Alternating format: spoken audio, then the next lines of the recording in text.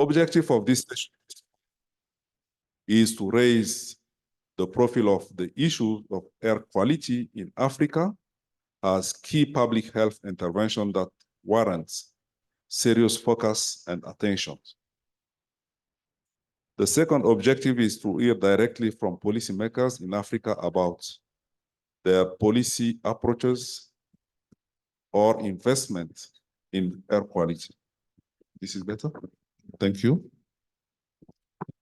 To ensure policymakers in Africa focused on health, climate, and environment are provided with information and inspiration to act on issues of air quality, and finally, to amplify the voices of African health and air quality advocates.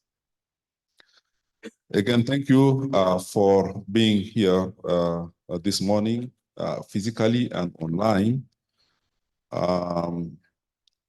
We have our speakers this morning, Dr. Ahmed Ogwell, who is our keynote speaker this morning.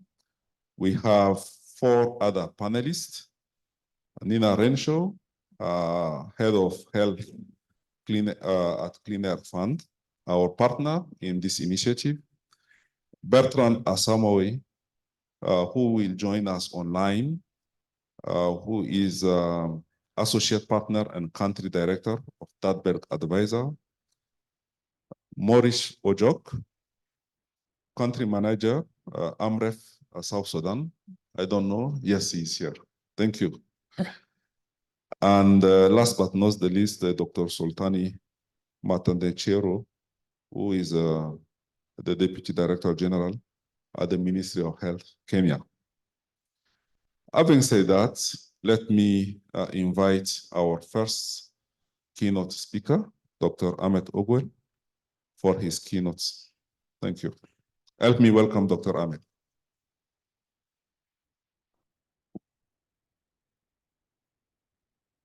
Thank you very much, Benjamin. And for us here in Lusaka, very good morning. For those joining us online, good morning, good afternoon, good evening, wherever you may be. Let me start by thanking those who have skipped more rest so that you can be here with us this morning. Early mornings are not easy. And we always want to be sure that we recognize those who take time out and join for a very important cause like what we are discussing here today. So, ladies and gentlemen, distinguished guests, colleagues, friends, it's my great pleasure and honor to address you today during this very important pollution to solution event in 6 African cities. As has been described, the cities are Accra, Cairo, Johannesburg, Lagos, Nairobi, and Yaoundé. And this is a very good spread because it covers the continent and in all its regions and all the variety of, pollution challenges, if you want, that we see here on the continent. We intend with this event, which is part of this year's conference, we intend to promote evidence-based policies and practices for improving health and the well-being of our citizens here in Africa. And it is particularly important because our cities here on the continent of Africa are growing very fast. The estimation is that by 2060, over 65% of the continent's population will be living in urban areas, and urbanization, as you know, is responsible for almost 1/3 of the continent's per capita GDP growth. Now, when we say 65%, it doesn't sound as huge as it is. This continent today is anything between 1.3 billion and 1.5 billion. In 2060, we will certainly have crossed the 1.5 billion mark, And if you do 65% of 1.5 billion, then it tells you just how many of us will be living in urban areas, exposed to, and also contributing to climate and pollution challenges on our continent. Now, the problems we see with climate can be best visualized when you look at the attributable deaths. And when we look at outdoor air pollution only, in 2019, we estimate that 2.3 million healthy life years were lost due to ill health and disability that is caused by air pollution here on the continent of Africa. Now, this is a lot, and these are estimates. I am quite convinced that when we look at the real actual figures, the number will be higher than the 2.3 million, particularly with the industrialization pace that the continent is currently undergoing. Air pollution, therefore, affects not just the quality of life, but it also affects productivity and economic development of our communities and our people. So these 6 cities that we are focusing on today in this very important policy brief, although they come from different regions and cultures and contexts, they all share the common vision to transform their pollution challenges into opportunities for sustainable economic growth. So, colleagues, ladies and gentlemen, this policy brief, Pollution to Solution, aims to empower these cities and, of course, others, taking an example as well, and beyond, to be able to develop and implement comprehensive and integrated strategies for reducing air pollution and therefore the health impacts that come with air pollution. We globally are at a crossroad. Our global health journey keeps on being interrupted by climate change effects and other disease threats. The quality of the air we breathe is not merely an environmental concern, but it is a vital public health issue. It affects millions every day. It affects those who are here with us and even the unborn children. Therefore, by coming together in this unique partnership that we have with the Clean Air Fund, we are addressing a shared vision. We are addressing a fundamental right of the people, and we are addressing the future of the continent. Our unified endeavor looks to a future where clean air contributes to the reduction of disease burden and the promotion of health and equity. In parallel, the African Union, through its visionary Agenda 2063, has demonstrated an unwavering dedication to sustainable development, of which air quality is an integral component. The union's work in promoting policies and practices that enhance air quality is pivotal in achieving the vision that we are going to discuss today. This is not only in preserving the health of our people, but also in nurturing the economic vitality and environmental legacy of our member states. Ladies and gentlemen, guests, colleagues, through this collaboration with the Clean Air Fund, we as Africa CDC, member states, and other partners, we will advance research, catalyze public awareness. We are going to ensure that policy is informed by evidence, and we will translate all this science and evidence into actionable change for the continent and the globe as a whole. We will harness innovative technology and community engagement to monitor air quality and, more importantly, to empower individuals and communities to take charge of their air environment. Indeed, to take charge of the whole environment. So for us, this is more than just the launching point of cleaner air. It is for us a renewed commitment to living in harmony with our environment, to prioritize public health, and to foster a world where every breath contributes to a healthier and more prosperous society. The Pollution to Solution initiative is not only about addressing a specific environmental problem. It is also about fostering a paradigm shift in how we think about and manage our urban spaces. It is about creating healthy, livable, and resilient cities that can serve as models for the rest of the continent of Africa and indeed the world. I would like to commend the 6 cities for their leadership and commitment to this initiative. And I would also like to thank our partners for their valuable support and collaboration. We believe strongly that together we can make a difference for the health and well-being of our people and our planet. Let us breathe fresh air into our communities and fuel a journey towards a thriving and sustainable future.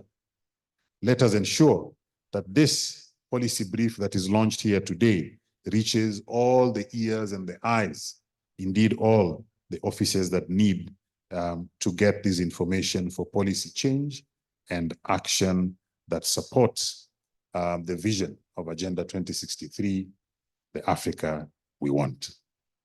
It is therefore my pleasure and honor to really officially launch this policy brief, and I ask us to ensure that it reaches as many people as possible in this conference. So today, everyone you speak with, let them know that there is a policy brief that is extremely valuable for our environmental actions, and they need to not only know about it, but also take it forward into their own institutions. I urge us, particularly the Clean Air Fund and Africa CDC, to work closely with all our member states so that we can get this policy brief to each and every person of influence that needs to take action that we have included in the policy brief. Finally, is really to ask that when we speak about the environment, it looks far, and many times we leave it to the COPs and we leave it to environmentalists. But really, clean air is about each and every one of us.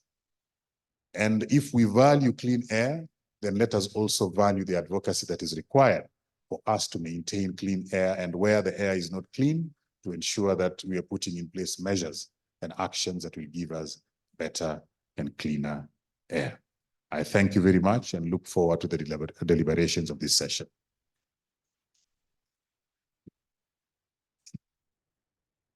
Thank you very much, Dr. Ahmed, for this inspirational keynote.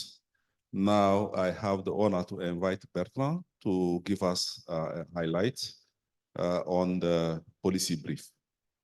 So. Thank you. Thank you, Dr. Benjamin. I hope you can all hear me. Yes, can hear you. Thanks again for giving me this opportunity to present the highlights from the Pollution to Solution report for African cities. I am sorry I'm not there in person to join the conference due to some travel challenges, as I need to travel to Dubai for COP tomorrow.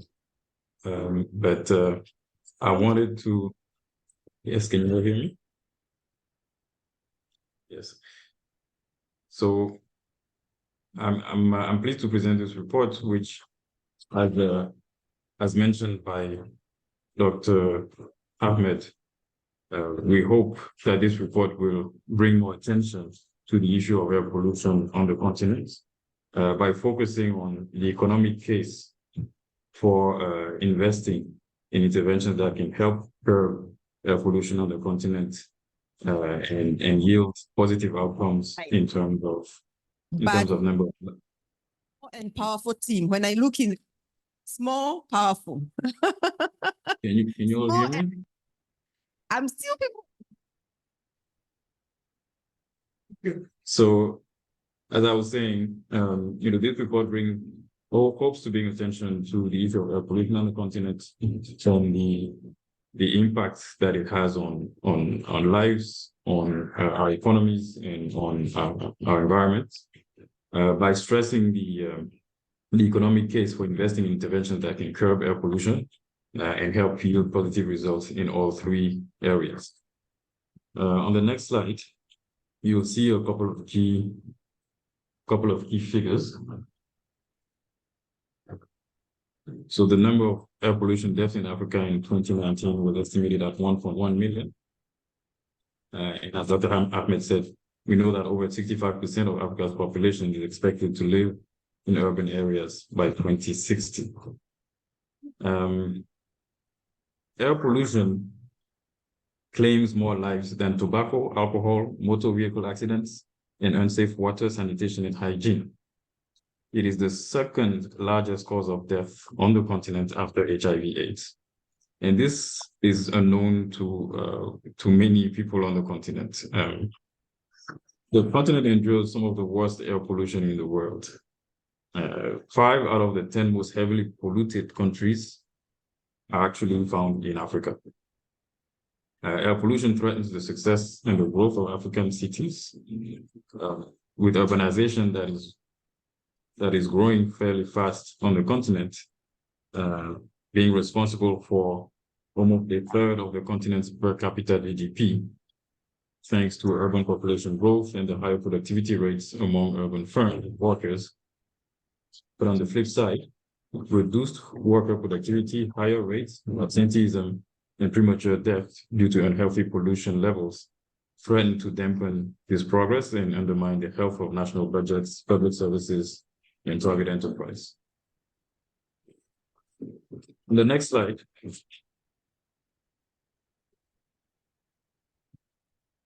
to give you a few key points around this report, as you heard earlier from both Dr. Benjamin and Dr. Ahmed, this report covers 6 African cities. It was first produced last year in the lead up to COP in Egypt. And this year, 2 new cities were added, namely Nairobi and Yaoundé.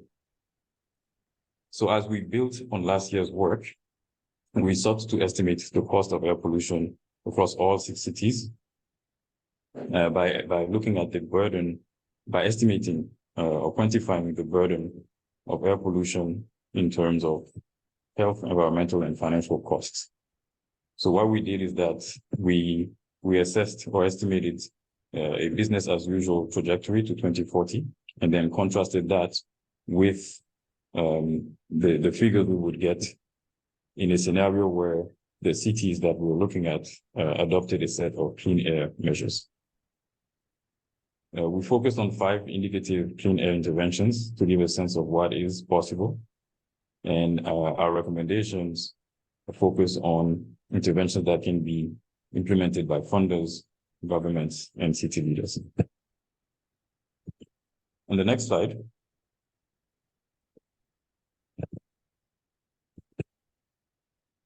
we see that air pollution has different types of impacts, so on health, environment, and society. And if we try to put a number on it, worldwide, we're looking at potentially trillions of dollars each year. Obviously, this would be very difficult to estimate in precise terms, but we know that the scale is quite large. And individuals, governments, companies, and many others burden the cost of this pollution, often unknowingly. But these costs have often been estimated in part, but never as comprehensively as the study we did was able to do. So in this context, our analysis includes primarily the impacts of health and their economic equivalent, the impacts on environment and society. So we did estimate the impact on environment as far as savings of CO2 emissions, but we were not able to estimate the impact on loss of biodiversity, agricultural yields, carbon sequestration, or water cycles.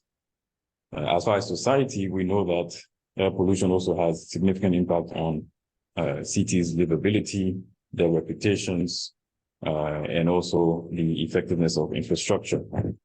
So the reason I'm saying that is because the numbers you'll see in the reports, which are actually quite significant, are also underestimates because they don't include the full impact beyond the health and economic impacts of air pollution. On the next slide, you have a quick overview of the methodology we used.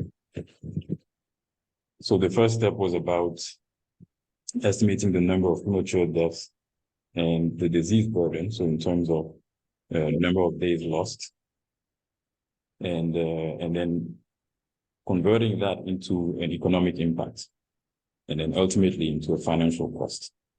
So we were able to estimate the loss of economic value from lives lost by air pollution, and added that to the loss of economic value from absent workers caused by the pollution. What you see at the bottom describes the fact that, yes, we were able to estimate the premature mortality avoided, the financial cost avoided, and the greenhouse gas emissions avoided by using certain key levers that were specific to each city. And another tool we used was that we estimated a baseline business as usual scenario using data that includes informal GDP, because we know that in Africa, the size of the formal economy is quite significant. But obviously, due to its informal nature, it's often very difficult to estimate with much confidence, but we did make an attempt at it. But that particular portion of the impact on GDP was not something that we highlighted strongly in the report due to potential challenges in reliability. And we also used extrapolations of the World Bank's cost of air pollution to 2019 and 2040 to use their income-based and welfare-based approaches. On the next slide, this is really the picture of the key figures that were yielded by this report across the 6 cities. So action across all 6 cities could save over 7,000 lives, $2.6 billion, and 69 metric tons of CO2 in 2040. So our analysis shows that these fast-growing cities on the continent will see the financial cost of air pollution increase more than 8-fold by 2040. But on the flip side, these cities and others, because obviously we're only looking at 6 cities in Africa, and we're a continent of 54 countries. But this gives us a quick picture of what this could look like for the whole continent. But these cities could unlock billions of dollars with policies and planning that enable green growth. And these financial efficiencies could be accompanied by multiple other benefits, such as fewer deaths, obviously, lower emissions, and reduced poverty. Between them, the 6 cities could save the 7,000 lives, $2.6 billion, and 69 metric tons of CO2 by in year 2040. But as significant as these figures can seem to be, they don't include the indirect positive effects of reducing air pollution's impact in terms of effects on healthcare, agricultural production, productivity, and the environment. On the next slide, you'll see what the figures look like specifically for Nairobi, which was one of the 2 cities we added this year. So we're talking about 2,500 annual premature deaths in 2019 and levels of particulate matter 2.5 concentration, which is how we measure the level of air pollution that are 4 times higher than the WHO recommendation. And this is the case mainly because of 2 key drivers: road traffic and poor waste management. Road traffic is the leading cause of air pollution due to the large and aged vehicle fleet, inadequate road networks, and poorly enforced vehicle emission standards. And poor waste management practices such as solid waste burning are the next major contributor to air pollution in Nairobi. The city generates about 3,000 tons of solid municipal waste per day, of which 62% is illegally disposed. And we know that a large portion of that is improperly burned. The next city is Yaoundé. And Yaoundé records about 3,000 annual premature deaths in 2019 and 7 times higher levels of pollution compared to WHO recommendation. Road traffic in Yaoundé also stands as the leading cause of air pollution due to high volumes of motorized transport using outdated technologies and low quality fuel types. Road traffic emissions are also compounded by the city's poor transport infrastructure and road networks, with frequent traffic bottlenecks forming due to lack of well-connected asphalt roads. Biomass fuel is the other key contributor because biomass fuel are used for household cooking and heating, and 90% of households in the city rely on firewood for some or all of their heating and cooking needs. And the widespread use of biomass in the area's open air markets. The next city is Cairo, which, as we know, is one of the continent's largest mega cities, 23 million people in 2020, expected to rise to 38 million in 2050. It is the 2nd fastest growing city on the continent. And in Cairo, the drivers of air pollution, the key drivers are road traffic, again, in agricultural slash and burn.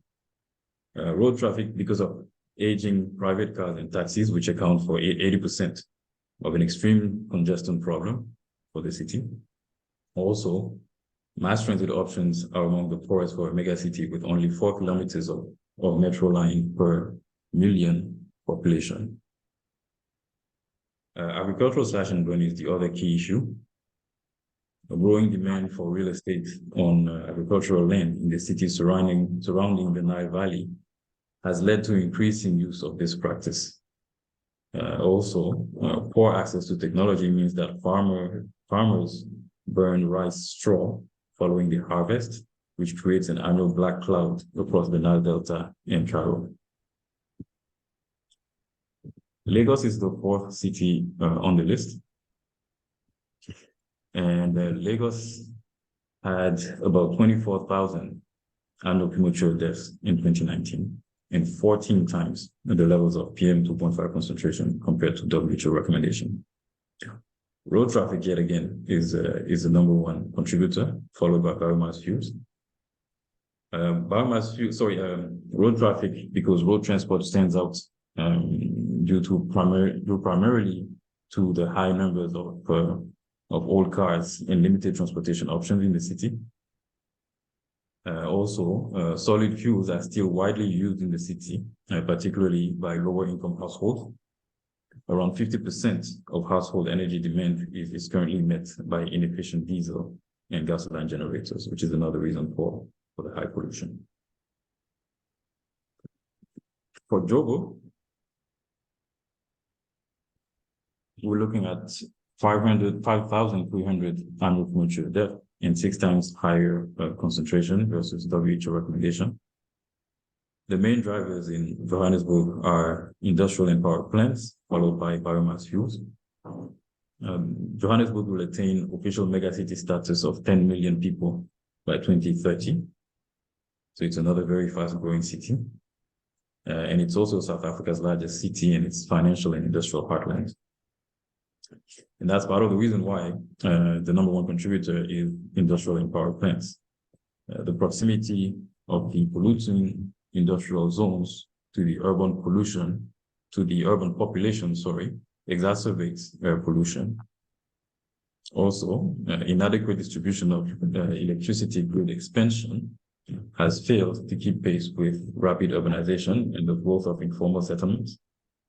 90% of households in socioeconomically deprived areas, including informal or shack settlements, continue to use coal, wood, and other polluting fuels for cooking and heating.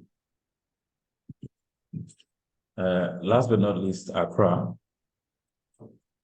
had about 3,000 annual premature deaths in 2019 and levels of air pollution that are 11 times higher than recommendation. And here the main drivers are road traffic and industrial and power plants. As far as road traffic, high levels of pollution are linked to inadequate public transport infrastructure. 70% of daily commuters in Ghana use privately run minibuses known locally as Trotros, which are often older and higher emitting vehicles.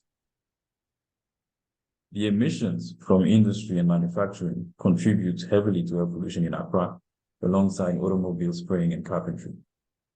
Biomass fuels used in most power generators are also a significant source of the city's total PM 2.5 concentration.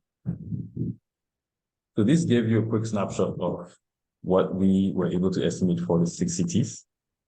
Now, looking at how we can curb air pollution in Africa, we try to focus our interventions on 3 types of factors, which you'll see on the next slide. So these actors are not only national governments, but also funders and city and local leaders.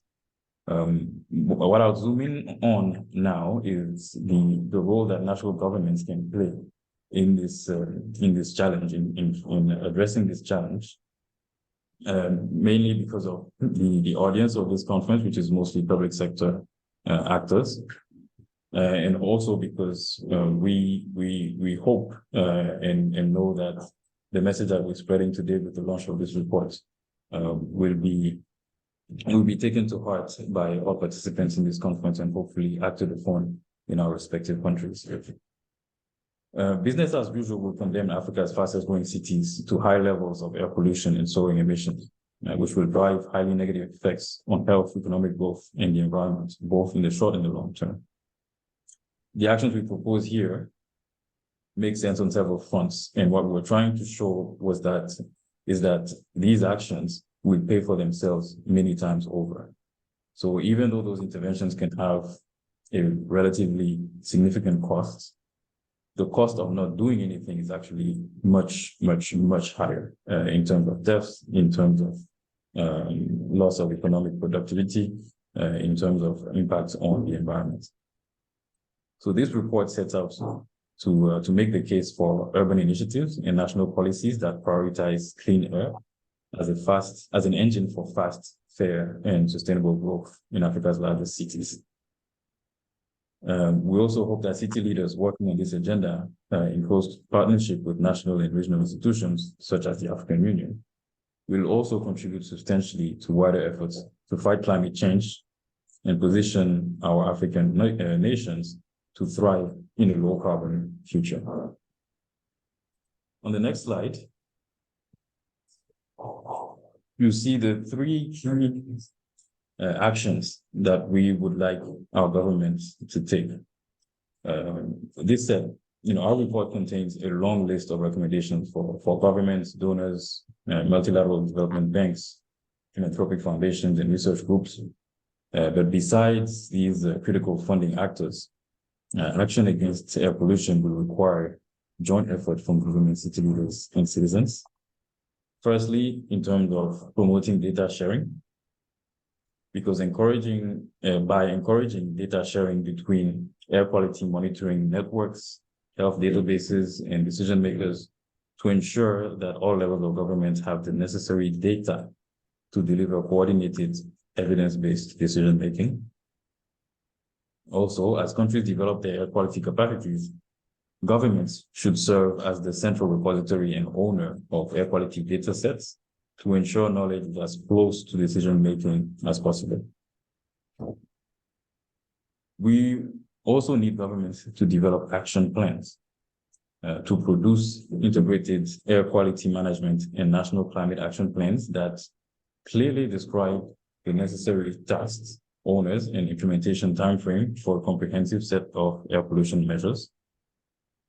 And we also need them to use this opportunity to assign clean air pollution mandates and targets to various levels of government, including government departments, country districts, and city councils. Governments can also help reduce sector emissions. So looking specifically at higher emitting sectors at the national level, such as energy, transport, industrial and power production, agriculture, and waste management, to identify ways or more targeted ways to reduce air pollution. And this may also include options that are legislative options that are currently available to district or city level policymakers. So this concludes my presentation, and I hope that this report and the insights that we've shared will allow all key stakeholders, especially in the public sector, to take this issue to heart and make it a true priority with the support of the African Union. Thank you very much. Thank you very much, Bertrand, for highlighting the key findings of this report. It is frightening, really, and we need to take action, and we need to act now. Otherwise, this air pollution will not stop. It will continue if we don't stop, because the populations are growing, our cities are growing, and we really need to act and act fast. Now we are moving to the next section of this morning. It is a panel discussion, and I want to invite my panelists on the podium. The first panelist that I'm inviting is Maurice Ojok from AMREF. Please take your seat. My second panelist is Nina Rencho from Clean Air Fund. My last and not the least panelist is Dr. Sultani from the Kenya Ministry of Health. Please join the other panelists.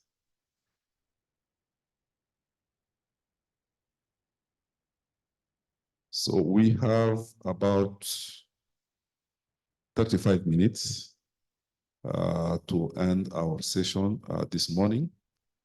So I have many questions for you all, but I will ask you to really your answer so that also the audience can have a chance to interact with you. So my first question goes to Maurice. So Maurice, we have heard the big picture from Bertrand's presentations. What impacts of air pollution you have seen at your work at AMREF? And what lessons do you think we can draw from the public health issues that are being tackled in Africa? Thank you. Thank you. Thank you very much. Maurice Ojok is my name, and I'm honored to be here to contribute to this discussion. And we've seen really the picture, the big picture from presentation made by Bertrand, that in terms of health, we're talking about 1.1 million Africans dying every year. And of course, air pollution is a major risk factor for mortality and morbidity in Africa. And drawing on what we see from our work in AMREF Health Africa, the major health impact, basically, we are seeing an increase in both communicable and non-communicable diseases that are attributable to air pollution.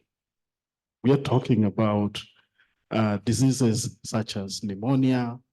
We're talking about asthma, respiratory tract infections, bronchitis, and we see this every day in different facilities that we support across the continent and in several countries. And for the non-communicable diseases, we see also an increase in chronic obstructive pulmonary disorders. Yeah, we do see an increase also in stroke as a result of air pollution. We do see an increase in lung cancer across the continent. These are key health impacts that are witnessed in the different countries that we live and we are working in. I want to just give you two examples that have been highlighted in several studies. One is in Uganda. Between 2013 and 2021 alone, Uganda reported over 700,000 pneumonia admissions. And of these, children and women are the majority suffering in this. And also in South Sudan, where I work, in 2019, 9.8% of the total OPD cases were actually attributable to those diseases that I earlier mentioned, pneumonia, bronchitis, and children are the majority sufferers, and women in this case. So as you can see, this is a major issue that needs to be addressed.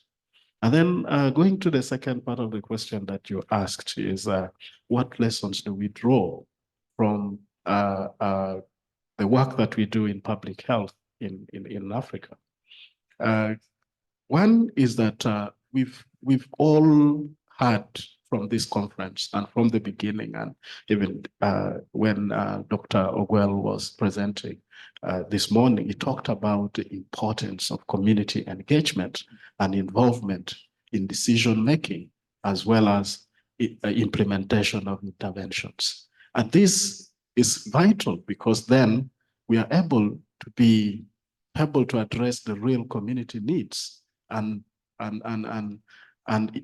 get the knowledge, the community to contribute their knowledge they have about their own issues, their understanding of the issues that impact their health.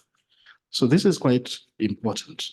The other lessons that we can draw from interventions in public health in Africa is also the importance of multi-sectoral approach, which involves collaboration from different partners to address health issues.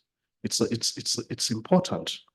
And we've had this from several presentations, several sessions that have been going on in this conference. And also the importance of investing in health system strengthening, the human resources in the health sector, as well as infrastructure that we have and the health information system. These are critical components, and investing in them is quite important in tackling public health issues in Africa. And the need to prioritize prevention and early detection through screening and surveillance programs. And I think this is obvious that if we want to succeed in addressing most of the public health issues that we see and we face in Africa, addressing prevention is the core of the work that needs to be done.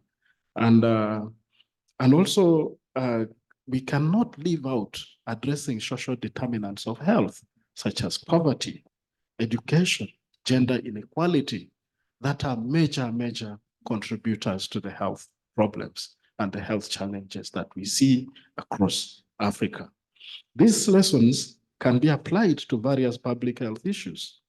And we have seen how important and how critical it is when we were faced with the COVID-19 pandemic between 2020 and 2021. These approaches and these lessons, these strategies were very helpful, because from the beginning, the world thought Africa would be finished by the end of COVID-19. But in the end, everybody was amazed how Africa responded.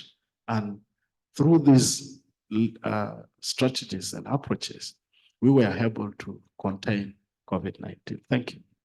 Thank you very much, Maurice, for your really insights. I'm not going to summarize what you have said, but very interesting things. I will maybe make a summary at the end of this panel. Let me move to Nina. Nina, why did the Clean Air Fund commission this research? And what do you hope will come from this work? And how health impacts of air quality intersect with some of the other issues highlighted in the research, such as the potential economic investment from air quality interventions? Your mic? No. Can you hear me now? Yes. Yes. Thank you, Dr. Benjamin. I'm from the Clean Air Fund, and thank you so much to Africa CDC for partnering with us on this event and the launch of the report today, and for Dalberg Associates and Bertrand for carrying through this research. We are a philanthropic organization as Clean Air Fund, and we're working very deliberately at the nexus between climate change and health. So, air pollution.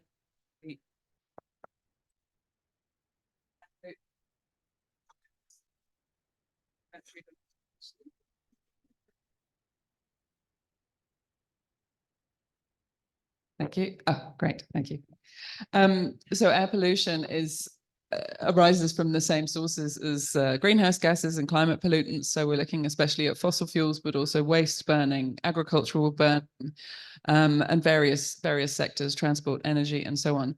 So we were really keen to commission this research from Dalberg, and we were actually challenged to do it by Africa CDC. So the new report is an update, as Dr. Ogul Uma said, to be more comprehensive and cover all the regions of Africa through these 6 cities. So very grateful to Africa CDC and Dr. Benjamin for challenging us to do that. I think it was a really great opportunity also to refresh the figures that we found from last year, extend also to Nairobi and Yaoundé on top of Joburg, Cairo and Accra, and to have a look continent-wide the damages to health that air pollution is causing. I think for us, it's really valuable to go and actually look at the evidence base on air pollution and health. We recognize that there's probably not enough organizations and certainly not enough funding available to do this. So this is a gap we're seeking to fill. One question maybe to the audience is, how many of you knew before today that air pollution is taking over 1 million lives across the African continent every year? I mean, these are stunning figures. It's more than the combined premature mortality from HIV/AIDS, malaria across Africa. And yet actually, think about how neglected it is in terms of the policy response and the attention it gets. So I'm really pleased to have the opportunity of this conference to try and put that in context and raise the awareness about how relevant air pollution is across Africa. Totally agree with the point that Maurice just said about prevention being absolutely essential everywhere in the world, but particularly in countries where health systems are challenged and resource constrained.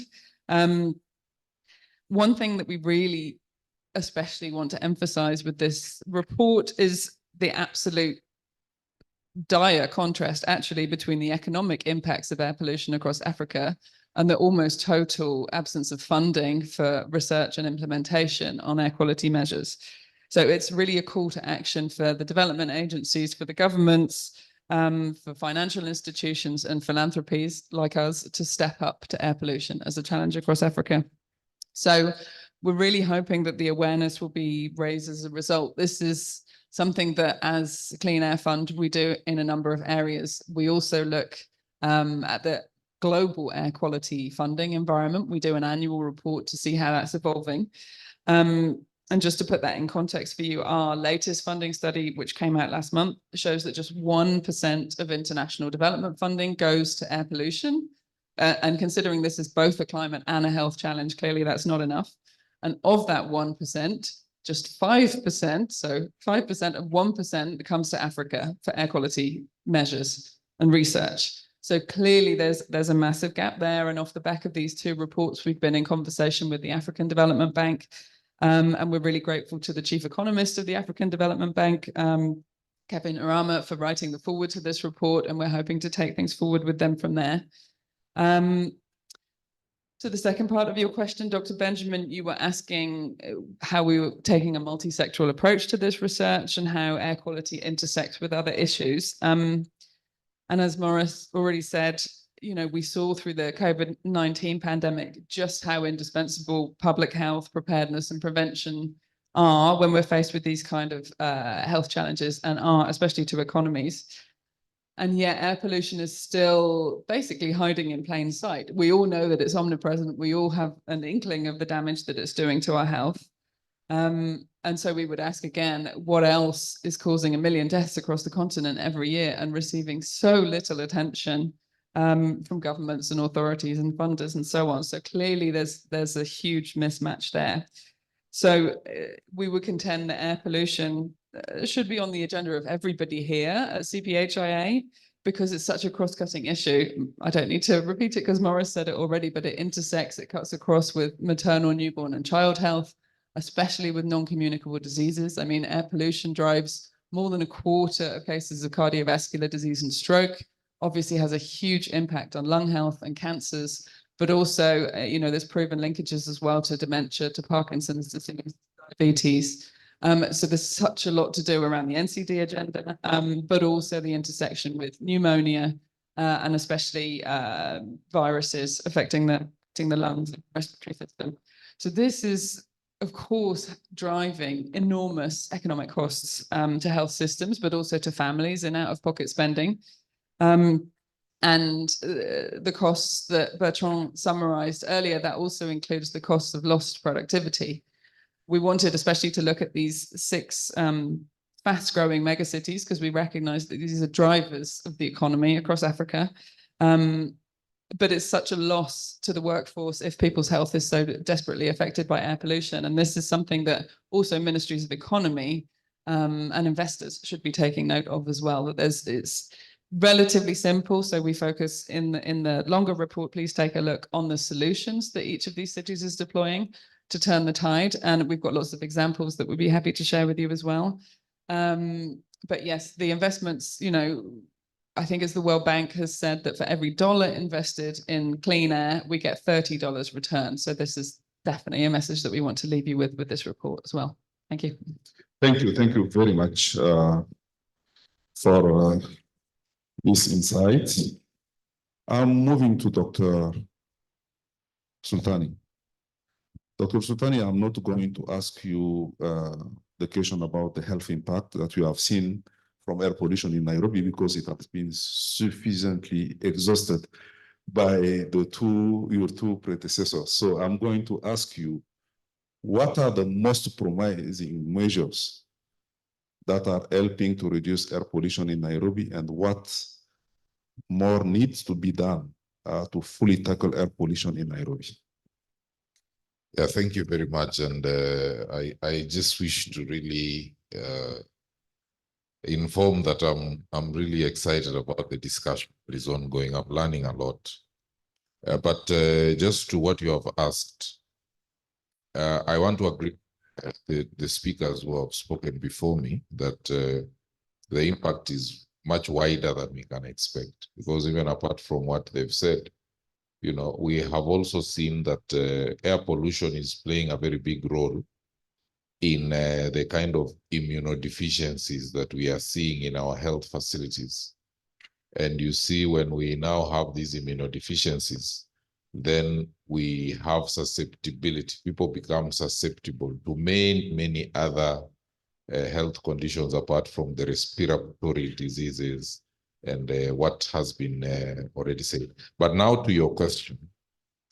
Currently, we are really trying to come to terms with the impact of air pollution on health. But I still believe that we have not yet seen the full, we are not yet we have not yet come to grips with the full impact of air pollution. Now we are promoting the shift from the use of fossil fuels to renewable energy within our institutions. So we are really promoting that let us embrace energy sources like solar energy, wind, and hydropower energy, so that we do not continue contributing to the greenhouse gas emissions. The other thing we are really trying to do is to promote energy efficient, standards. So we want to be more energy efficient. So our industries, our buildings, our transportation system, we are coming up with the standards that we are promoting to say, follow these standards so that we can be able to utilize less of the energy. And so by extension, we produce less emissions or pollutants into the environment. We are also looking at our waste management. Already we are doing quite a bit in Nairobi to be able to recycle our waste management, and also to embrace what we are calling waste to energy technologies, so that we are able to now even produce energy from the waste, just to minimize, to complement what I was talking about earlier in terms of energy efficiency. Other measures are around afforestation, and you will realize that this is not just Nairobi, it is the whole country. Our president has taken to ensuring that we do 15 billion trees, within the next 10 years. So what we really are doing across the country is to make sure that we are doing forests or planting trees. Recently, we even had a national holiday, Nairobi included, so that we can now provide those carbon sinks to be able to now reduce the pollutants in the air and to optimize the clean air that we are seeing. At the same time, we are also promoting green spaces, increasing green spaces within the city. So you can see that we have the Michuki Park. We are rehabilitating some of our recreational parks in the city, so that people can be able to have green spaces that contribute to reducing air pollution. We have also undertaken on a new rollout of universal health coverage, which is based on 4 pillars, and one of the pillars is human resources for health. A very critical component of that is the rollout of 100,000 community health promoters across the country, so that each community health promoter has been allocated about 100 households. So these community health promoters go to the households, and they engage in health promotion activities within the household. Among the issues that these community health promoters are tackling is to enlighten the community members about climate change, what causes climate change, including air pollution. What are the impacts of air pollution? What should we do, to be able to minimize this? So it is a powerful thing that is embedded in our UHC rollout that we are also doing, and it covers Nairobi. We are now trying to come up with a framework, legal framework, regulatory framework, on how to handle air pollution. And Nairobi in particular, because Kenya is a devolved, it has a devolved system of governance. And Nairobi city is one of the devolved units of government. It's a county on its own, Nairobi City County. So it has its own legislative process with a small, with their own parliament where they make laws. And so far, we have already seen the enactment of, we have already seen that in Nairobi City County has actually enacted a law, which they are calling the Clean Air Bill, which now is going to provide for some targets. For example, by 2025, it is envisioned that this law will be providing for processes that will see the reduction of greenhouse gas emissions by about 23%. And by 2050, we are expecting that it should have gone down to about 66%. Now, finally, we are also looking at we have already started working on establishing a monitoring system. And one of our research institutions, KEMRI, has partnered with a number of partners, and we have one of its kind, the only laboratory, which is a very state-of-the-art laboratory, which is able to monitor air pollution so that we are able to see. We are collecting data that can enable us to see which are the areas of intervention that we need to prioritize through research and innovation.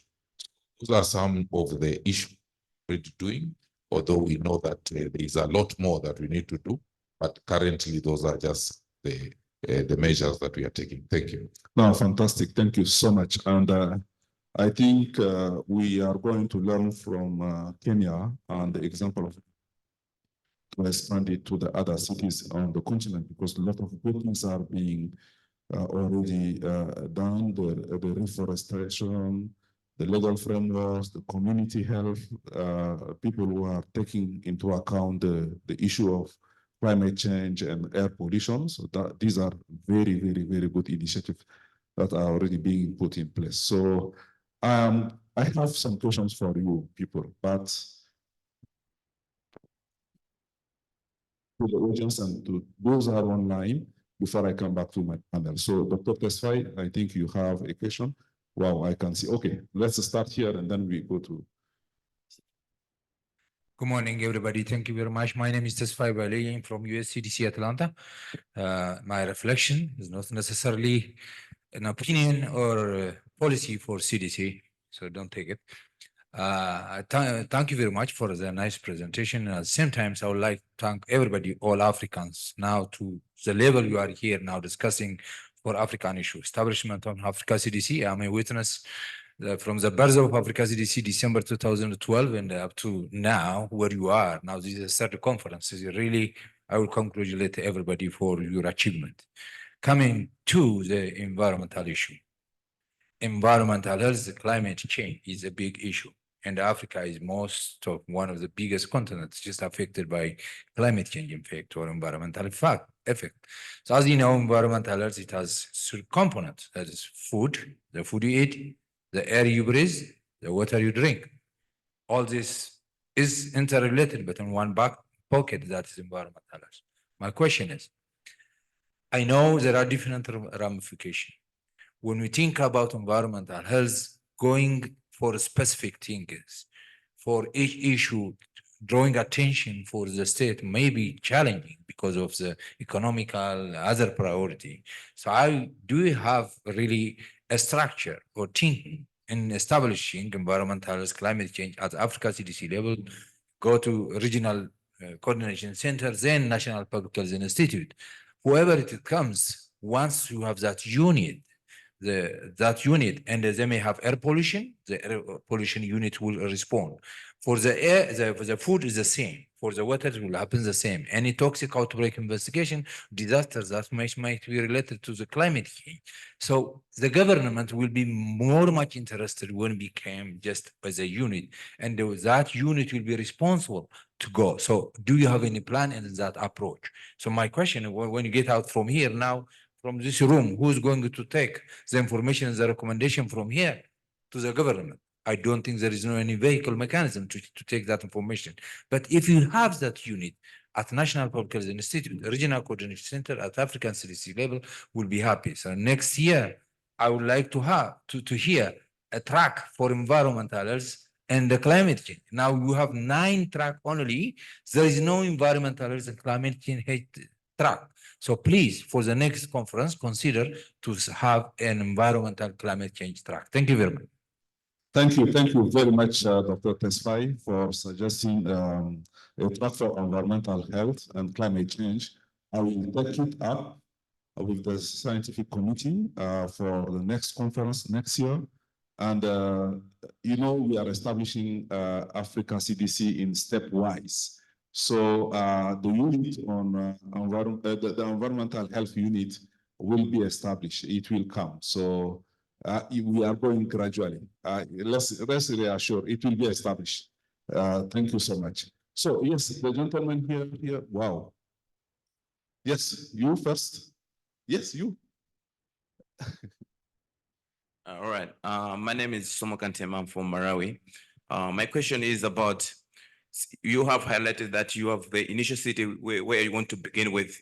So my question is, how the other cities in Africa, because our situation is similar, how can we leverage this opportunity so that we don't remain idle while other places are working? So how are we going to able to get some support to work in our respective cities? Thank you. Thank you. Yes, next. We'll come to you, no problem. All right, good morning, panelists. Good morning, everybody joining us physically and also online. My name is mental health practitioner, as well as environmental advocate and public health advocate from right here in Zambia, in the western part of Zambia. So my question is, how does this policy brief speak to the involvement of other industrial nations? Because as you are aware, Africa continues to experience the effects of various pollution and other environmental challenges because of the industrial nations like the Americas as well as the Asia countries.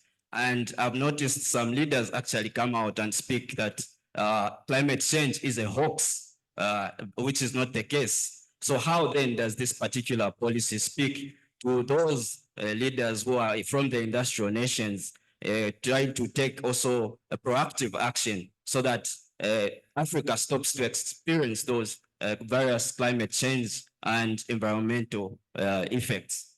Thank you very much. Thank you. Let me go at the back. Okay. Yes. We have only 5 minutes remain, so please be precise so that we. Thank you so much. My name is Leon Omwine. My question is, when it comes to medical wastes, most of the medical personnel and health facilities are not aware of it actually. So my question is, how does this policy speak to the awareness in medical professionals to see that they're informed of this? Thank you. Thank you. Take the last one here, yes.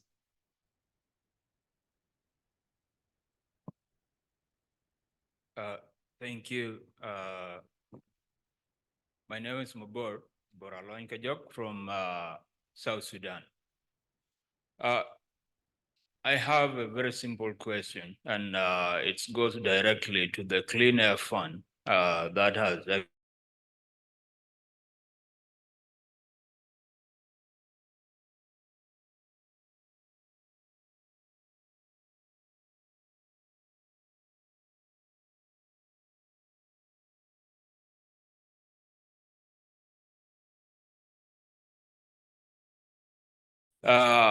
this policy brief you have actually presented shows us that the most polluters in Africa are cars, which are actually imported. When you go to South Sudan today, we have cars, but we do not have industries. South Sudan is actually working to make sure they set up development agencies that will actually bring industries like cement industry to manufacture cement in South Sudan. That will increase pollution, air pollution. How do you advise governments not to set up industries and to continue their development in their policy, in their agenda as a nation, because we're still behind. We are being affected by climate change. We do not have industries that are actually causing the climate change we are experiencing today. So how do you tell them to stop setting up these industries and also develop at the same time so that they can be at the level of our brothers who actually led us to this point? This is not a blame game, but a higher percentage of the climate effect are being caused by the North. So how do you advise the government? Thank you. No, thank you so much. I addressed your question before when you said that.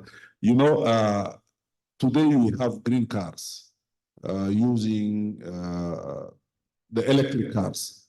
So the preference will go, you know, to the production of these cars in Africa. So I think this is the advice that we should give to our governments. And the raw material for the manufacturing of these cars are going for Africa. So we need to transform all these raw materials on the continent and start production of these cars in Africa. So I think I have addressed your. Do we have any question online? Online? Yes, please.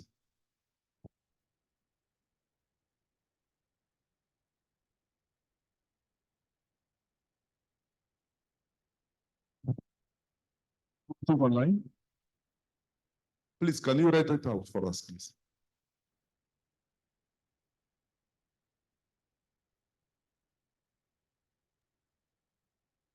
If you can hear me, I'm able to read out the question. Yes, we can hear you, please.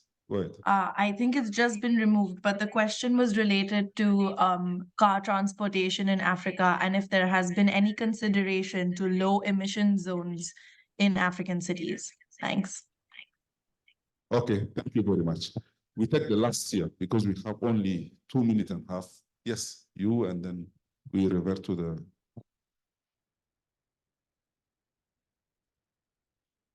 All right, thank you very much. My name is Majum Deng and I'm from South Sudan. And as the panelists were presenting, I realized that one of them talked about the community health workers.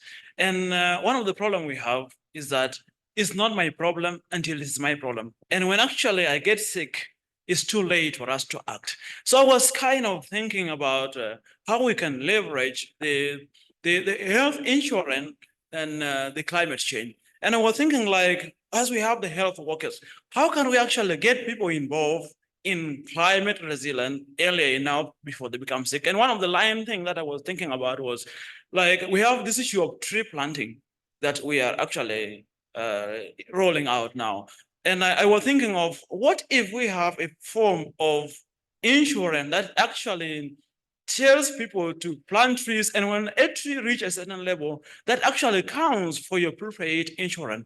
And I'm asking the panelists, how can we really engage the community workers, the community, and get the health professional to act earlier before the crisis strike? Thank you. Thank you very much. So let me revert to the panelists. I will start with you, and I will hand with Dr. Sultan. Yes, Maurice. So address any question that you think you can address. I'm not going to allocate specifically to anyone, but the question related to the government, I will leave it to Dr. Sultan. Thank you. Thank you. Thank you very much. These are really good questions and good suggestions of taking the agenda forward from the policy today. And I think some of the questions and some of the comments relate to how do we engage? How do we engage the different stakeholders from the community who are facing the issues, to the policymakers, to the government? And I think this is work for CSOs as well. CSOs are doing a lot of work around these areas. And we cannot leave it only to the higher level government. We need to take it down from here to the different countries, and from the countries to the communities where we are all working. and engaging the community health workers to reach out to the households is one of the strategies that we can use to disseminate the messages that are in this policy brief.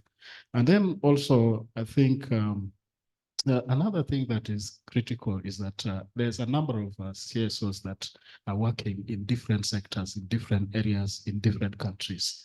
And I think I like the idea of increasing capacity of these CSOs to understand, first of all, the climate change issues, and then be able to integrate the issues in the different work that they do. Because climate change is not just a one sector issue. It's something that affects all sectors of an economy, all sectors of the country. For example, in agriculture, we have people who are promoting agriculture for nutritional food. And their understanding and awareness on climate change, how it affects the production, how it affects the quality of the food that they have. They can integrate and choose to do better practices in the agricultural production. And also when you look at the health sector, those that are supporting the health sector to strengthen, to develop, can also integrate issues of climate change to be able to have a climate resilient services in the different health facilities. So these are critical. So the issue of taking down the implementation of this policy, it rests with everyone. And CSOs, I see them playing a very big role in this as well. Thank you. Thank you. Nina, over to you. Thank you. Morris has just said quite a lot of what I wanted to say, so that's perfect. I can be brief. First point, Svea, I was delighted to hear you call for a stream at CPHA next year. Would fully, wholeheartedly support that. There have been a few sessions scattered around, and I think it's really brilliant to see kind of the appetite bubbling up to discuss climate and health issues in this health policy forum. So absolutely echo you on that. I thought great point, and you nailed it. Okay. Community health workers, there were a few questions about community health worker engagement, and I think this is one thing that the international community can and does also support. So the WHO rolled out a training for community health workers as part of their urban health initiative in Ghana last year. So I would recommend looking up that urban health initiative and transmitting that demand. If that's something that you're interested to do in your communities, transmit that demand to WHO. They have some capacity to roll out that training for community health workers, which also has some support. So again, brilliant to hear that appetite and that demand. I think very fair questions about the role of higher income countries, global north, the high emitters. This is something that we're going to the climate conference in Dubai. Actually, my colleagues are already there, but transmitting that message. We know that, you know, the historical responsibility and the current emissions responsibility largely lies with them, the G20 countries in particular. One thing that we'll be raising there is the fossil fuel subsidies just from the G20 countries, the health impacts that they incur globally, and you know, these are because of climate change, mostly on the countries most vulnerable who did very little to contribute or almost nothing to contribute. The health impacts, the costs of those fossil fuel subsidies to health cost 6 times more than the value of the subsidies themselves. And the subsidies themselves were already running into billions of dollars. So this tells us that we have issues around international financing. We should be thinking about redirecting the financing, which is currently going to health harm via fossil fuel subsidies or other industrial subsidies at the moment, to health promotion. I heard this was really brilliant. I heard the health minister of Germany say a few weeks ago at a conference that just 1/7 of global fossil fuel subsidies, if they were redirected, the world could meet its targets for universal health coverage. And that struck me. The money is there for universal health coverage. It isn't an impossible dream, but the money at the moment is literally fueling the fire of climate change. So it needs to be redirected. There's 65 health ministers coming to the climate conference in Dubai, and wouldn't it be wonderful to hear that message from all of them? We want the fossil fuel subsidies to come over to public health instead. There was a big question about industrial policy. I appreciate that this is really, really difficult, and certainly not from somebody from outside Africa to pronounce on, but this is one of the reasons that it's so important to talk to the financial institutions, Africa Development Bank, World Bank, and so on, to make sure that the environmental impacts and the health impacts of their investments and donors' contributions can be taken into account, that the development pathways can be as sustainable as possible whilst looking out for people's health as well as livelihoods at the same time. So hugely deep questions, but one I hope that the institutions, especially the African financial institutions, will take into account. So thank you so much, everybody, for your questions. Thank you, Dr. Sultani. Yeah, thank you very much.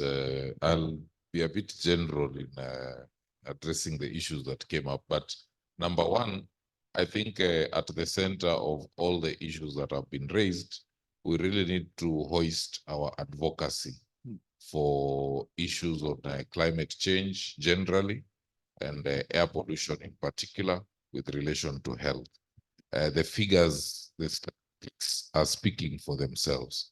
The fact that I think this is very impressive to see that a number of people have turned out to have this conversation means that we are off to a good start. So we also have to go out there and advocate. Now, advocacy to me means all the levels, policy level, we must advocate. My brother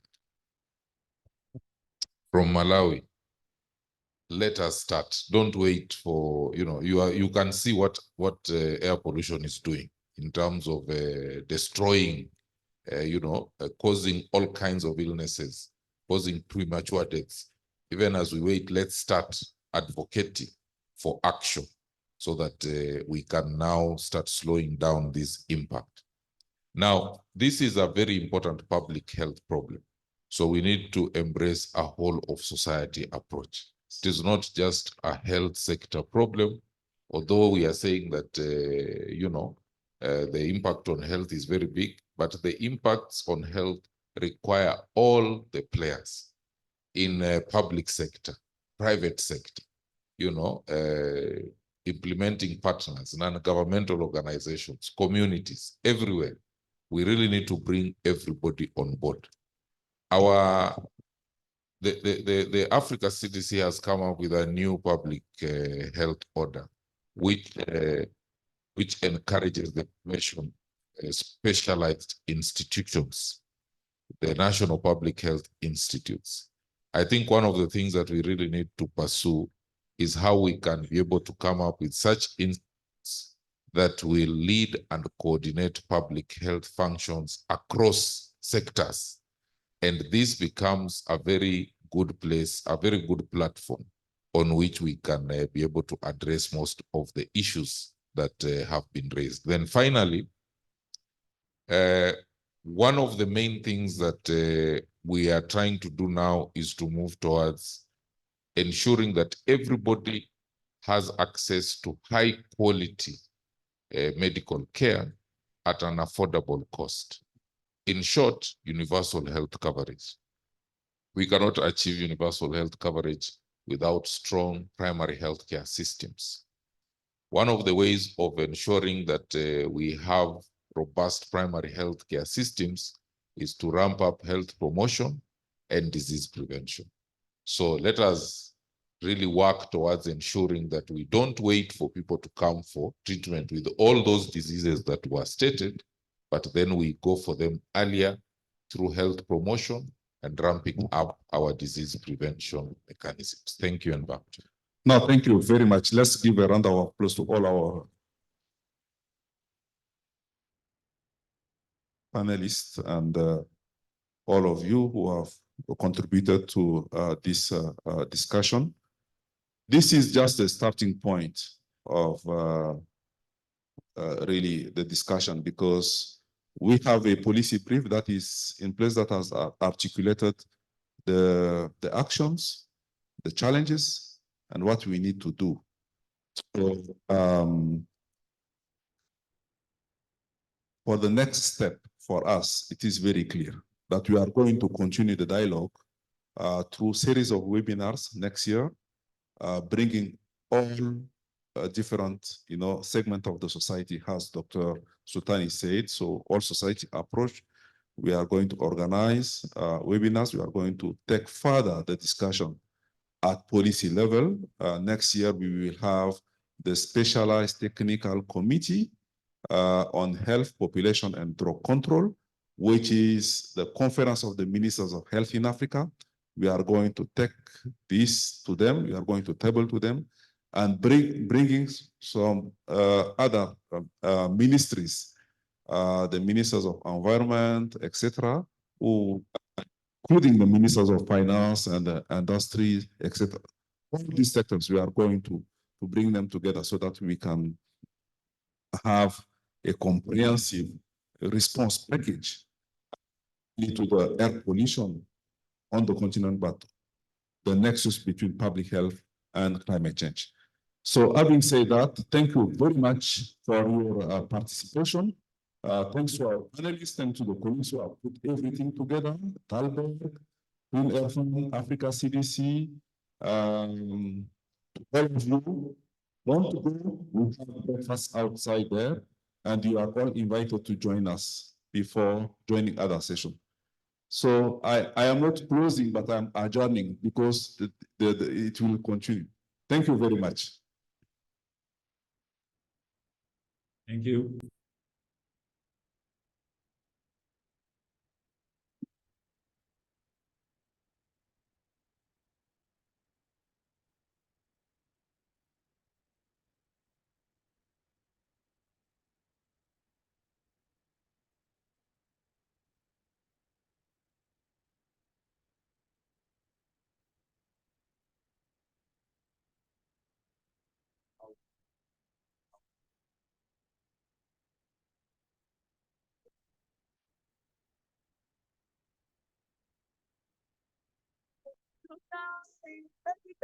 Celebrate your life. You are amazing, my girl. So beautiful tonight. You are the queen. Happy birthday to you. Happy birthday to you. Make a wish, make a wish, make a wish, make a wish, make a wish.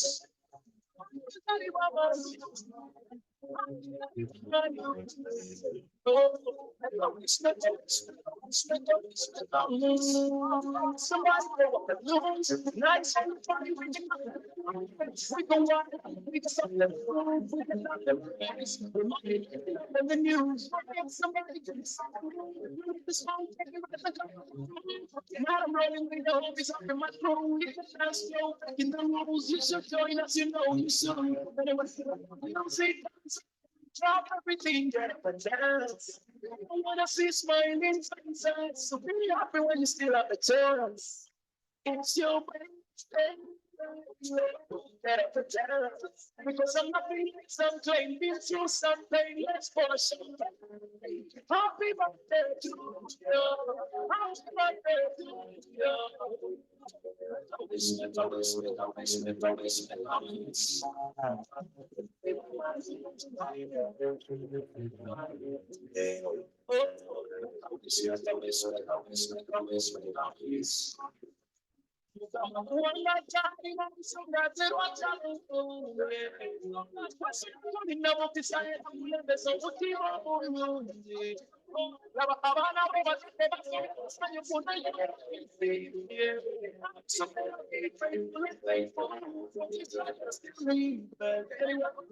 When the music comes in, drop everything, get up and dance. I wanna see smiling faces. So be happy when you still have a chance. It's your birthday. Get up and dance. Because I'm not feeling like something, been through something, let's pour champagne. Happy birthday to you. Happy birthday to you.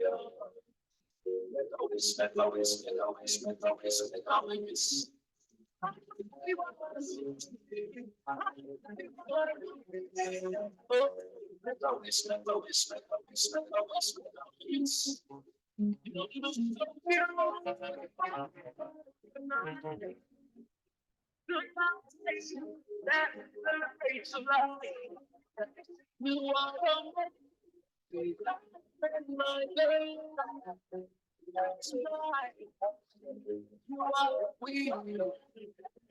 So couple up, everybody.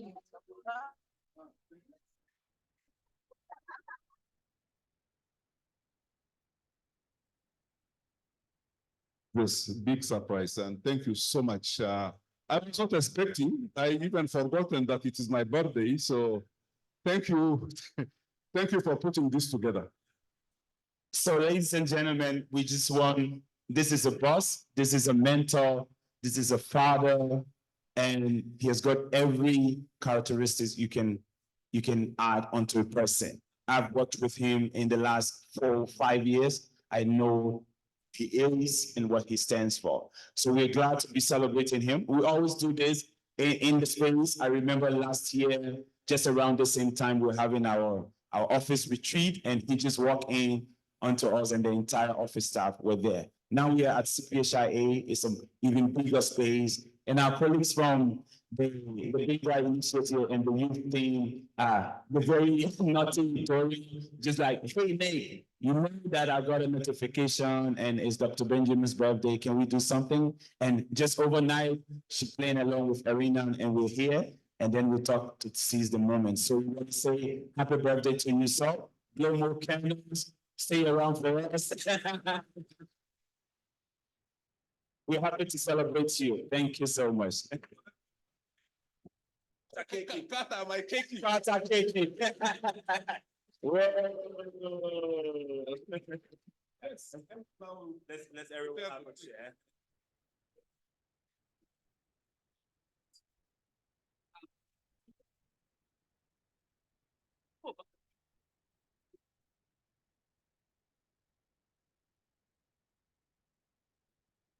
Thank you.